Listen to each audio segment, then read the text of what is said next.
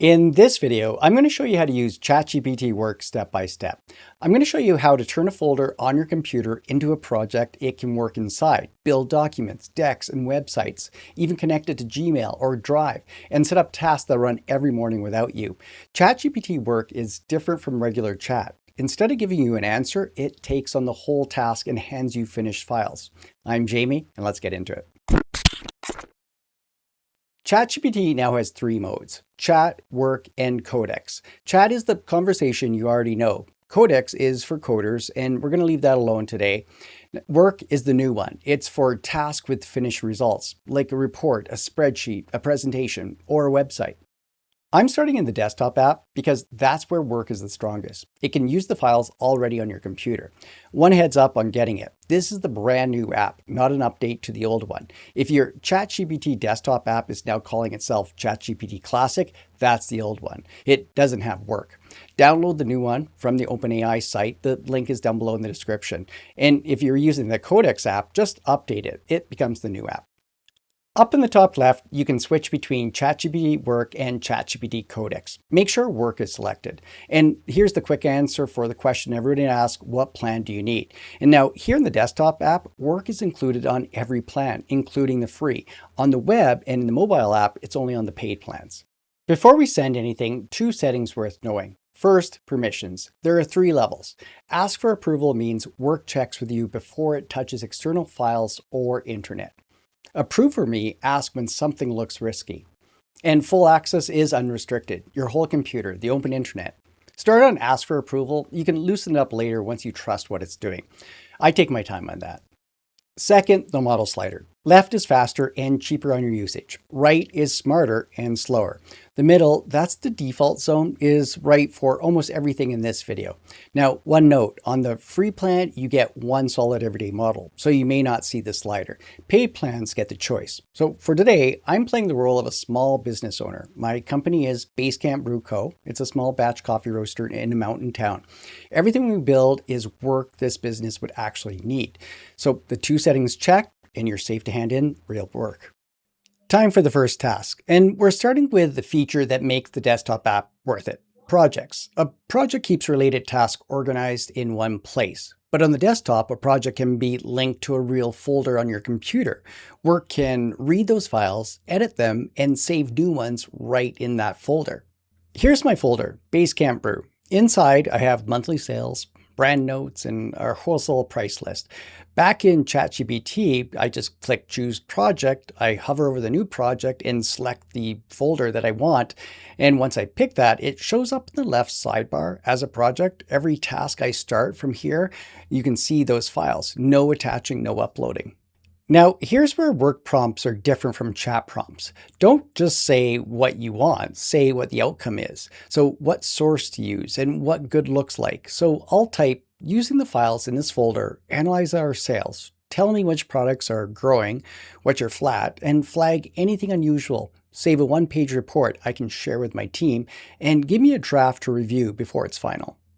Watch what happens. Work doesn't just start typing an answer. It tells you how it's going to approach the job. And if anything's unclear, it asks before it starts. Then you follow every step right here while it works. So if it hits a decision point, it checks with me. That's the approval setting we chose doing the job. And if I change my mind halfway through, I can jump in and redirect. A few minutes later, and here's the part I want you to see, the report just didn't appear in the chat. It's saved into the actual folder on my computer, sitting next to my originals. Now click it here and it opens in preview pane. And look what it found: growth by product, a flat spot in the decaf line, and it flagged a sales spike in May.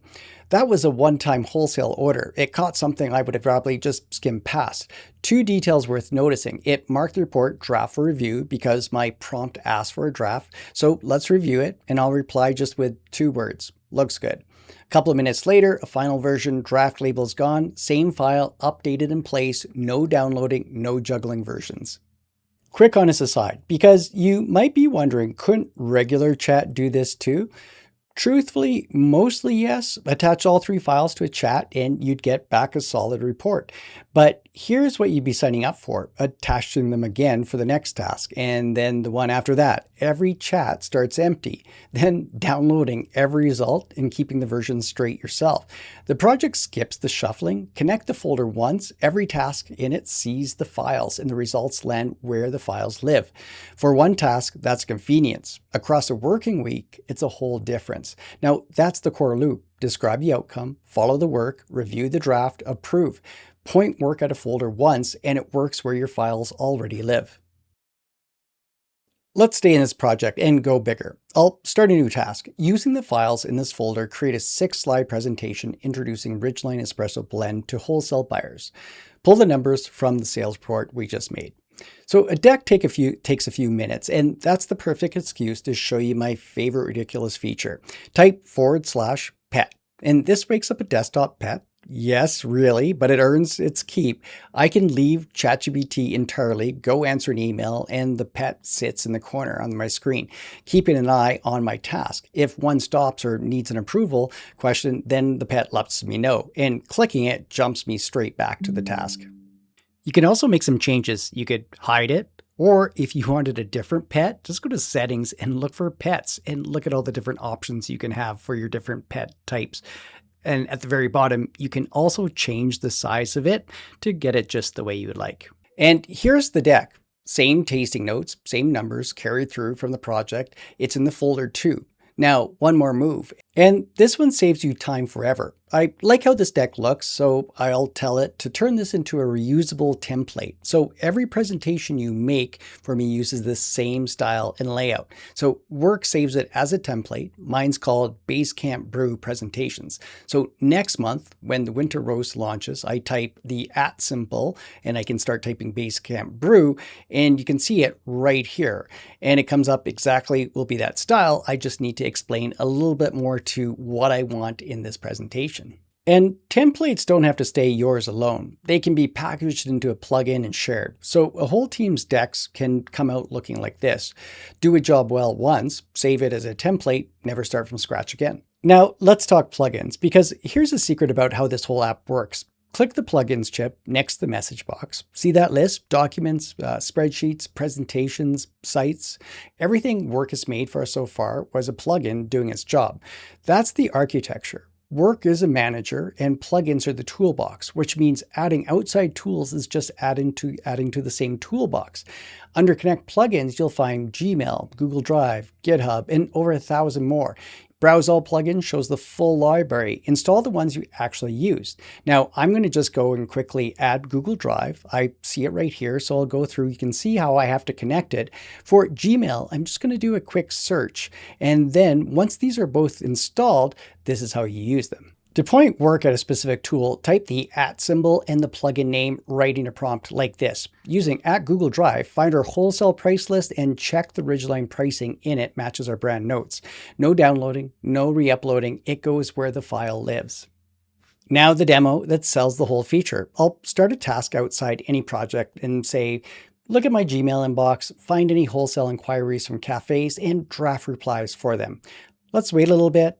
And then we can see it went through the inbox, found the inquiries, and wrote replies as drafts inside Gmail. Drafts, not sent. I review them. If they're good, I'll hit send myself. That's the permission philosophy again. Work prepares, you approve, your inbox, your files, your tools, one ad away. Work makes documents, spreadsheets, and decks, and one more thing called sites. A site is an interactive web page or a small web app that Work builds and hosts for you at a link. Find sites in the sidebar, click Create, and describe it. Let's try. Build a one-page site for the Ridgeline launch. Tasting notes, wholesale pricing for cafe owners, and a contact section. You can attach a project so it pulls from your real files. There it is, a working web page. Now sharing, click share and you get a private link that only works where you're signed in. Or open that dropdown, make it public, hit publish and anyone on the internet can open it. Private's great for things like dashboards. Have Work keep one updated and check it on your phone. Public is your launch page, live without touching a website builder. A prompt goes in, a link your customers can open comes out. First, there's a full browser inside the app now. I'm going to start in split view just by selecting this in the top right corner. Now, Work uses it to research online while you watch, and you can use it yourself like any other browser. If you use the Atlas browser, this is where those ideas moved. Atlas itself is being retired. If you ask Work to use the browser for research, it's going to open it up automatically. Let's try. Research in the browser 3 specialty coffee roaster wholesale pages and summarize how they present pricing. Now, you can see it's opening real tabs and reading pages, and I'm not controlling anything. Whatever tab I'm on, ChatGPT has the context. I can ask it to summarize the page I'm reading.